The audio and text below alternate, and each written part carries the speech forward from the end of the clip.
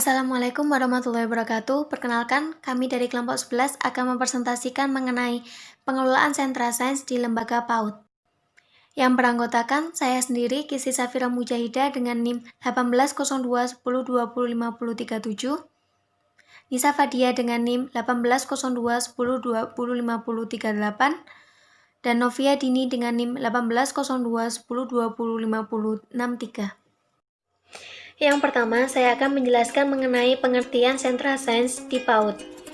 Menurut Mulyasa pada tahun 2012, halaman 155 menjelaskan sentra adalah pengelolaan pembelajaran di lembaga PAUD dengan menggunakan circle time atau lingkaran, di mana pendidik duduk dengan posisi melingkar yang bertujuan untuk memberikan pijakan kepada anak baik sebelum dan sesudah belajar.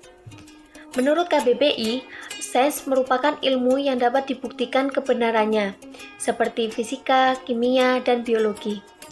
Menurut Nasution, pada tahun 2019, halaman 12, menjelaskan bahwa sentra sains adalah salah satu tempat bermain anak yang dibuat agar dapat menarik perhatian dengan memberikan kesempatan anak untuk mengeksplor kejadian atau peristiwa yang terjadi di sekitar anak atau di lingkungan anak yang berhubungan dengan sains atau alam menggunakan panca indera anak.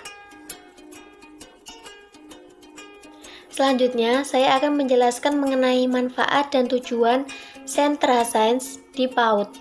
Menurut Latif dan kawan-kawan, pada tahun 2013, halaman 133 menjelaskan bahwa manfaat sentra sains adalah yang pertama, dapat meningkatkan tahap perkembangan pada sensor motor anak. Yang kedua, dapat meningkatkan tahap perkembangan melukis atau play doh atau konstruksi cair. Yang ketiga, dapat meningkatkan belajar anak tentang konsep sains. Yang keempat, dapat meningkatkan mengendalikan diri. Yang kelima, dapat meningkatkan fine motor skill-nya. Yang selanjutnya adalah tujuan khusus sentra sains. Yang pertama adalah anak dapat meningkatkan kemampuan dengan berbagai macam bahan yang berbeda-beda sesuai dengan bahan yang tersedia di sekolah. Yang kedua, dapat berkesempatan menerima pengalaman diri berdasarkan sensor motor yang banyak. Yang ketiga, anak dapat meningkatkan pengendalian dirinya. Baik, selanjutnya yaitu ada pentingnya sentra sains bagi Aronsher ini. Pentingnya sentra sains pada Aronsher ini itu ada 3. Yang pertama yaitu pengaruh sentra sains pada setiap dimensi Aronsher ini. Pada dimensi ini ada 3. Yang pertama yaitu ada sosial emosional, yang kedua ada fisik motorik, dan yang ketiga ada kognitif. Sosial emosional, yang pertama yaitu sosial emosional. Pada sentra sains ini dapat mengembangkan atau meningkatkan kemampuan anak untuk bersosialisasi, bertanggung jawab, atau bekerja sama dengan temannya saat melakukan pembelajaran dalam sentra sains ini. Dan yang kedua yaitu fisik motorik. Fisik motorik itu dapat melatih fisik motorik anak dalam motorik halus maupun kasar. Motorik halus itu misalkan saat anak itu memegang pinset, saat anak itu memegang pipet, dan motorik kasar itu dapat dikembangkan dengan seperti mengukur kelas dengan jarak angka kaki ataupun dengan tali. Yang ketiga ada kognitif, yaitu kognitif dapat mengembangkan anak kemampuan dalam membandingkan, mengukur atau menimbang, seperti perbandingan menimbang apel, jumlah apel 1 dengan jumlah apel 2 lebih berat jumlah 2 apel gitu. Dan yang kedua yaitu anak dapat mempelajari konsep sains. Dalam anak mempelajari konsep sains ini juga ada 3. Yang pertama yaitu ada ilmu fisika, yang kedua itu ada ilmu kehidupan, dan yang ketiga itu ada bumi dan lingkungan. Pada ilmu fisika, anak itu mempelajari tentang ukuran, bentuk, warna, suhu begitu. Lalu pada konsep ilmu kehidupan itu anak mempelajari tentang seperti binatang, tanaman begitu. Dan yang ketiga itu ada bumi dan lingkungan. Anak itu mempelajari tentang lingkungan. Jadi seperti kondisi air, tanah, bebatuan, gunung, daun, dan lain sebagainya. Yang ketiga yaitu ada pengetahuan lain yang mampu dikembangkan pada sentra sains. Yang pertama yaitu ada literasi atau bahasa, yang mana dalam sentra sains ini anak akan dikenalkan dengan kosakata baru seperti baik lisan maupun dengan tulisan. Selanjutnya yaitu ada matematika. Dalam sentra sains ini anak itu diajarkan matematika, yaitu dengan membuat pola, menghitung, mengukur gitu. Jadi yang selanjutnya yaitu ada pengetahuan sosial. Dalam sentra sains ini, pengetahuan sosial itu yaitu anak itu mampu bersabar menunggu giliran atau bekerja sama, bersosialisasi gitu. Selanjutnya yaitu ada seni kriya. Seni kriya ini di sini misalnya yaitu tentang bunyi. Jadi anak itu diajarkan tentang bunyi, yang mana itu bunyi itu berasal dari berbagai bunyi seperti bunyi botol, bunyi kaleng, atau bunyi biji-bijian yang ada dalam kaleng tersebut. Selanjutnya itu ada teknologi. Jadi anak itu akan diajarkan dengan teknologi, seperti anak itu bisa diberikan dengan alat-alat teknologi, seperti anak diajarkan berpura-pura jadi tukang, jadi itu ada peralatan konstruksi begitu, atau ada kursi rusak gitu, memakai palu-palu dan lain sebagainya. Selanjutnya yaitu ada pijakan dalam sentra sains. Pijakan itu ada 4, yaitu pijakan lingkungan main, yang kedua itu ada pijakan sebelum bermain, yang ketiga ada pijakan selama atau saat bermain, dan yang keempat adalah pijakan setelah bermain. Yang pertama yaitu pijakan lingkungan main. Pijakan ini yaitu mengelola, menata lingkungan dengan bahan-bahan yang dapat mendukung dengan kegiatan lingkungan main tersebut. Yang kedua yaitu pijakan sebelum bermain. Pijakan ini yaitu dapat dilakukan dengan membaris atau melikat, dengan saling bertukar cerita, lalu menyampaikan peraturan dalam bermain, atau menyampaikan tema yang akan dilakukan, menjelaskan bagaimana aturan-aturan dalam permainan, atau bagaimana cara menggunakan bahan-bahan gitu. Yang ketiga yaitu ada pijakan selama bermain. Dalam permainan ini guru sebaiknya memberikan kesempatan anak untuk bermain, dan memberi anak untuk berpengalaman atau belajar dari bermain itu, memberi peluang anak untuk bersosialisasi, mencoba bahan-bahan, membantu anak untuk mengamati atau memperhatikan, bekerja sama, atau hal yang lain. Kegiatan yang keempat yaitu pijakan setelah bermain. Pijakan setelah bermain ini yaitu merupakan kegiatan membereskan atau merapikan permainan-permainan yang sudah dipakai sebelumnya dengan sesuai dengan penataan ruang sebelumnya, dan dapat memberi penguatan anak dengan saling bercerita bagaimana pengalaman yang sudah dilakukan saat bermain. Di sini saya akan menjelaskan tentang penataan ruang dan media sentra sains.